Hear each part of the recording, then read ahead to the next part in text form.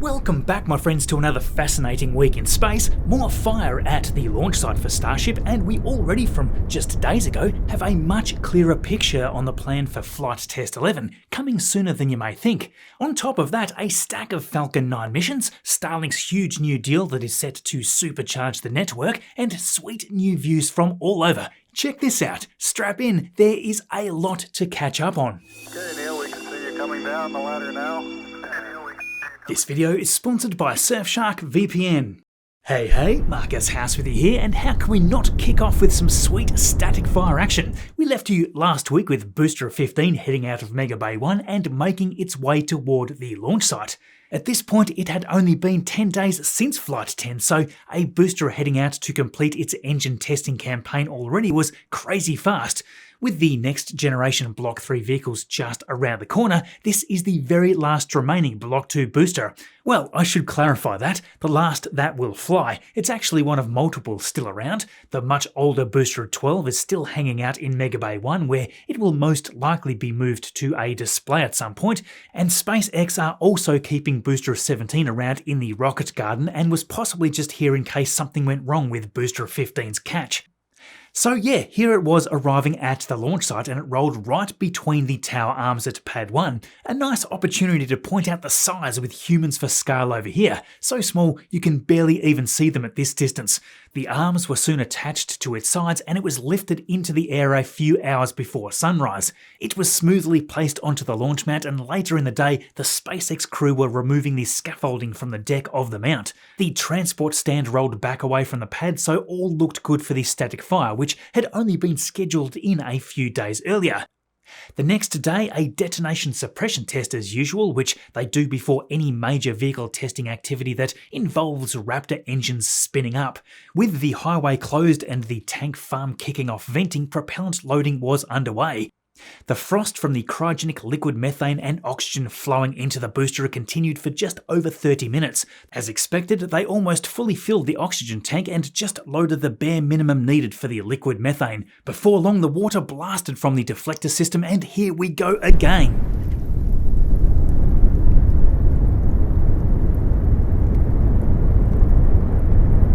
Looking nice and clean there. These great drone shots here are of course provided by SpaceX, and they confirmed the static fire was complete. Keep in mind that with Flight 11 being the last Block 2 flight, it also means that this was most likely the last time that a Block 2 booster will ever be static fired. Well, assuming that there are no issues prior to its launch. Future boosters will be static fired on Pad 2 for the time being, as that pad will be the only one that will be supporting Block 3 boosters in the short term. Thanks to a recently publicised plan from SpaceX, we know that they intend to convert Pad 1 so that it is the same flame trench design as we see at the fresh Pad 2, so this won't be the last time that Pad 1 sees booster static fire action. It should, however, be the last time for this specific donut-shaped launch mount. With this round of engine testing wrapped up, it was quickly prepared to lift back off. Sure enough, the transport stand returned and the booster was lifted back out from the mount. Now on the top here, you can clearly see the scorch marks from its first flight. It stands at roughly 70 meters tall, and there is no hot staging ring on it for the static fires. The size of it is just colossal. Once the sun was up, it was already rolling out from the site. Shaun was out there watching along, and again, this booster had already flown on Flight Test 8, so this will be the second Super Heavy to ever be reflown. Hey, thank you so much for checking that you're still subscribed and liking these videos. You are the reason that we get to have Shaun out here picking everything up. It doesn't matter if you're watching regularly or picking up any of the gear like our Flight 10 patch here. None of this happens without you, so thank you. Booster 15 eventually moved its way back into Mega Bay 1, and to make sure that the crew from below can easily see the grid fins as they rolled it into the bay, they were again rotated to give them an easier view. After all, you don't want to mistakenly slam those grid fins into the sides of the Mega Bay entrance. Once inside, they are then rotated back to their regular position. It was placed onto the centre work stand as they kicked back into preparation work for Flight 11. So how about its partner Ship 38? Well, given Massey's is all being upgraded for Block 3 vehicles after Ship 36's explosive unintended finale back in June, yes, as with the previous Ship 37 for Flight 10, they need to get the static fire done on Pad 1 as well. Indeed, it was time to roll in the makeshift components for the second and presumably final time. There are two main parts for this, the quick disconnect adapter and the launch mount adapter that attaches to the launch clamps. On Monday, we saw the quick disconnect structure being moved out to the pad, and early the next morning that was lifted and installed onto the mount. They also made very quick work of removing all 20 of the booster hold down clamps as well, freeing up the hold down arms for the adapter incoming. Overnight, as we entered Wednesday, we were watching that launch mount adapter rolling down to join the party thanks to NSF's live camera feed. Not long after its arrival, as daytime had arrived, the adapter was rapidly prepared to lift into the launch mount to be integrated with the rest. The huge SpaceX crane there was the beast used to complete this task. A beautiful day and lighting out there to watch all of this. The crew almost look like ants up there helping to gently guide that into place, possibly for the final time, and yeah, another nice perspective. I still think it's kind of wild that all of this has been invented just for the final two Block 2 Starship vehicles to do their static fires. As we watched SpaceX develop these temporary components before Flight 10, it was certainly an incredibly rapid process to see. Up until then, of course, only boosters had been static fired on that launch mount. With the previous static fire campaign here with Ship 37, an engine needed to be replaced. That meant that it needed to head out to the launch site again to verify the engine with a spin prime, so hopefully this one is going to go smoother. So yes, with Flight Test 11 and Ship 38, I'm particularly curious about what they're going to do with the heat shield. The great thing about Flight 10 is that the heat shield almost entirely stayed attached. The area where the aft was damaged was obviously one exception, and right at the landing burn, if you look carefully, a bunch of those tiles scattered off from there in the iconic flip maneuver. Bill Gerstenmaier, SpaceX's Vice President of Build and Flight Reliability, discussed more intricate details about Flight 10 early in the week, and do read the report by Stephen Clark with Ars Technica. A link to that is in the description below.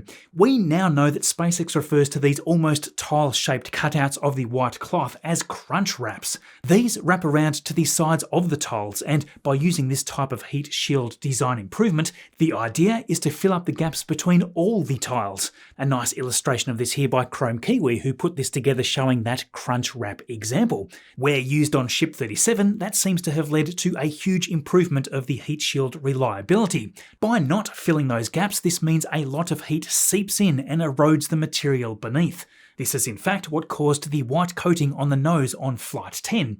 Bill also confirmed that basically all of that orange colour came from the 3 metallic tiles at the top. He also hinted that for Ship 38 flying on Flight 11, they will be going for a more operational heat shield design with far less experiments going on. We've also been told already that Flight 11 will be again flying on a similar suborbital mission, so although we had hoped that this may go to orbit, we now won't see that until the second Block 3 flight for Mission 13 at the earliest. At this point, SpaceX is hopeful that Flight 11 will happen in October, so potentially just a few weeks away. Sadly though, Bill mentioned that the first upgraded Starship, Super Heavy and Pad 2 launch is now next year, so we're a little further away from seeing that than we had hoped. Now let's quickly catch up on the various construction sites around Starbase. Kicking off at Pad 2, the developments are screaming along. A lot of the shielding on the booster support bunker is being added on. This is going to look awesome. Looking higher on top of the launch mount, if you look carefully here, you can see that they've already begun to route the electrical systems through these protected lines. Across the highway, the progress for the air separation unit is evolving quickly now, and this is already looking like a larger installation than I was expecting, so it's intriguing to see this come together. They need a lot of hardware to generate the nitrogen and oxygen that they require in the tank farm over the road. Now heading over to the Massey's test site, the reconstruction of the ship's static fire testing facilities is kind of crazy fast. Before that though, thanks a bunch to Surfshark VPN sponsoring this video. Have you often tried catching up on some news or just trying to watch something online when suddenly you're hit with that "sorry, not available in your country" message? Happens to me all the time. I'll be trying to catch up on some action that, let's face it, would be already flooded with ads more than likely anyway, and yet, bam, I'm blocked just because of where I might be. honestly. It's so frustrating. That's where Surfshark VPN comes in. I can switch my virtual location in just a couple of clicks. Suddenly, those blocks vanish and I'm back to browsing like normal. It's not just about unblocking stuff either. Surfshark's got over 3,000 servers in 100 countries and it's fast too. The best part is that with your account, you don't have to pick and choose what devices to protect. One account covers unlimited devices, so I've got it running on my phone, laptop, and even the smart TV. It also means that you are keeping all of your activity private because everything is routed through their secure, encrypted tunnel. It doesn't matter if you are at home or using a potentially unsafe public Wi-Fi network. What's more, Surfshark's independently verified no logs policy ensures your browser data never gets tracked or recorded.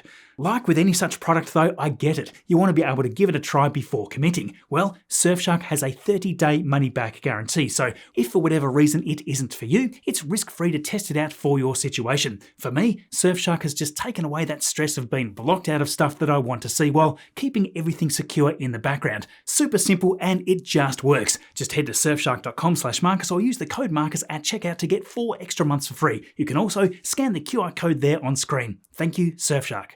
Okay, so back to the rapid reconstruction at the Massey's test site.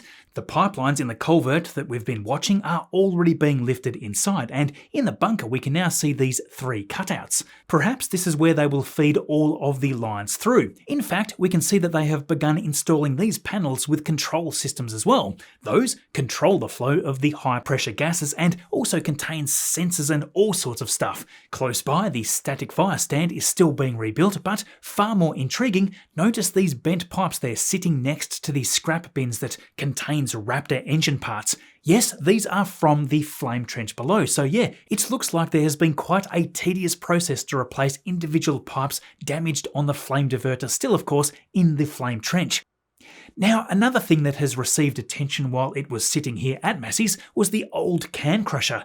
This, it seems, has now been heavily reconfigured and it now has an array of 6 actuators. For the first time since 2022, this has now been moved back to the build site. Now, last week I talked about these 2 test article parts sitting in the ring yard. These were free to move into the bay once Booster 15 had rolled out for its static fire. We were speculating that perhaps it would gain a booster aft section too, but no. After Booster 15 returned from its fiery adventure, the can crusher was also moved into the mega bay. That was a clear indication that these sections were in fact forming the full test article without a booster aft section. So yeah, just yesterday the now stacked test article was revealed sitting on top of the can crusher as the door opened. So, as always, we have Starlink launch action, but big news sandwiched in here too. Late Saturday morning, almost a week ago, the one and only Starlink mission for the week, Group 17-9, was racing away from Vandenberg Space Force Base. Booster 1075 was the one in play for this mission on its 20th flight. Now, the much bigger news of the week, of course, is that Starlink is acquiring exclusive radio spectrum rights from EchoStar. This is a gigantic $17 billion deal. Yeah, $17 billion, and this is going to be a game changer for Starlink to totally shift the landscape of their direct-to-device services. The right to use specific wavelengths is important because of how this technology works, and the AWS-4 and H-block spectrum that they've acquired can carry both satellite to ground traffic along with the terrestrial cellular service. This means Starlink wouldn't need to collaborate with carriers like T-Mobile and can independently provide mobile service to their customers directly. This will leave them free to push their direct-to-cell vision further and faster than ever, all of course aiming to erase any mobile dead zones worldwide.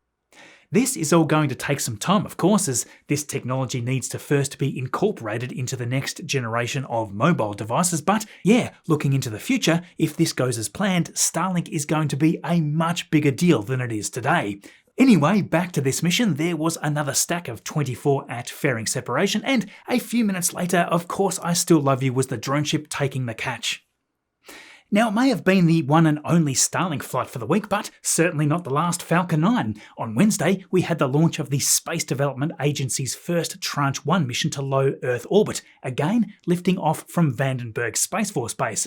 This is the first of 6 missions, so a lot more of these to come yet. After having launched 5 Starlink missions, Booster 1093 was shooting out of the atmosphere for its 6th time. Now, there isn't a great deal that we know about the payload, but we believe that there were 21 satellites manufactured by York Space Systems on board, essentially a new network of satellites in low Earth orbit to provide military tactical communication, missile warnings, and tracking systems. The constellation connects via optical inter-satellite links, which have much greater performance compared with the existing radio links, so it should result in much faster bandwidth and fault tolerance. Given the secrecy of such missions, nothing much to see after stage separation. The drone ship, of course I Still Love You, had returned Booster 1075 back home just a few days earlier and was already back out here again in just under 4 days as the landing platform for Booster 1093's 6th touchdown. Now, just the following day, the Next was preparing to lift off. Hello everyone, and welcome to our launch coverage of the Nusantara Lima mission. Yes, for those of you that have been following SpaceX for years, you would recognise that voice well. Yeah, I still think it's incredible hearing Chris G, originally from NSF, working with SpaceX to do some of their streams. This mission was scrubbed a few times due to weather, but not on Thursday as it rocketed downrange from Space Launch Complex 40 in Florida.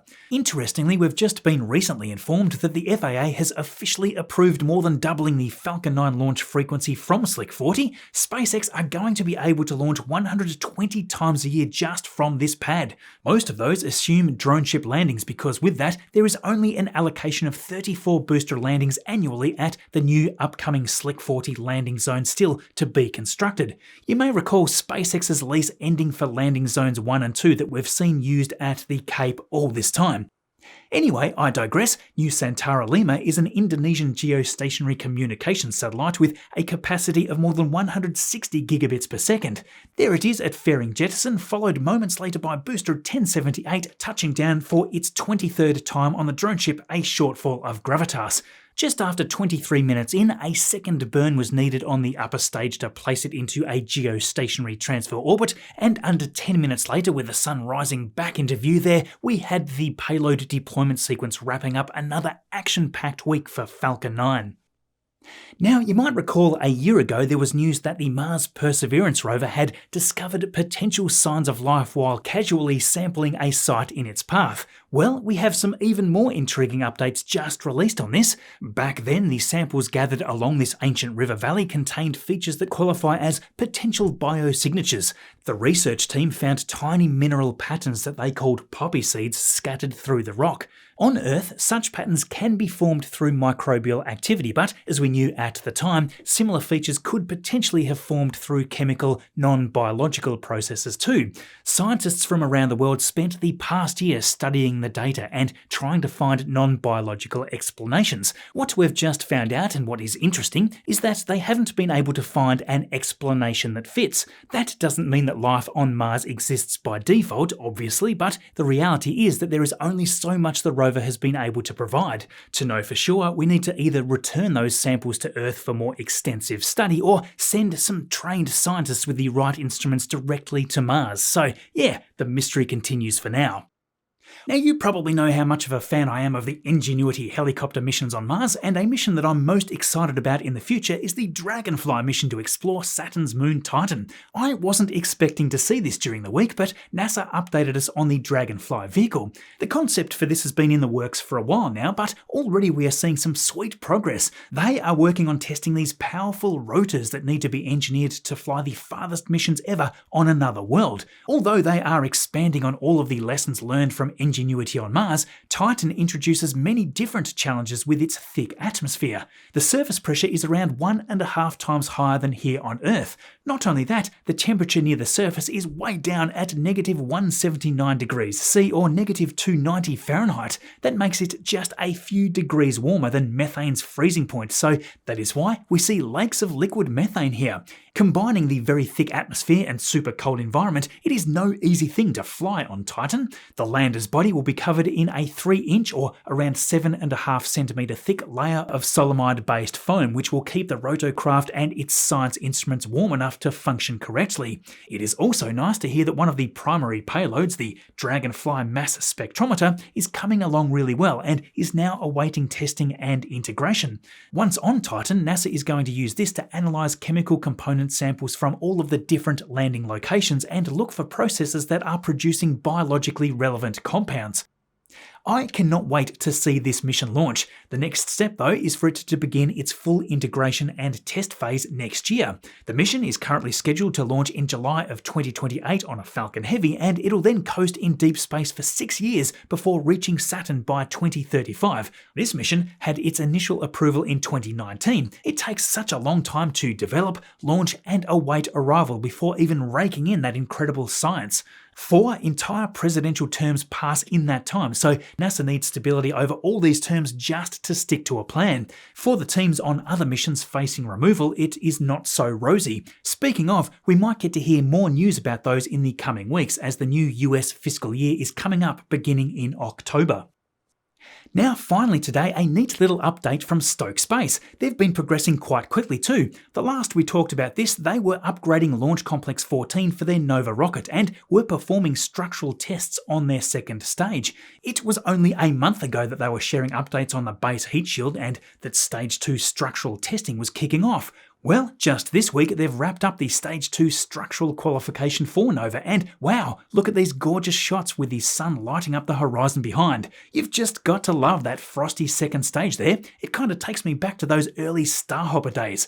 Stoke Space have really blasted through all of these steps, from cryogenic operations, over 100 automated pressurization cycles controlled by flight software, axial and shear load testing. Yes, the structure has apparently proved that it has exceeded the design margins. It's a huge milestone for the team and hopefully one that puts us in a good place to be watching the first test flight sometime next year. So yes, I hope you enjoyed that video. It was another packed one. If you did, don't forget to hit subscribe so we get to keep making them. If you want to continue with more space goodness, check out this video here next, or maybe these videos. Thanks for watching all this way through. As always, I will see you all in the next video.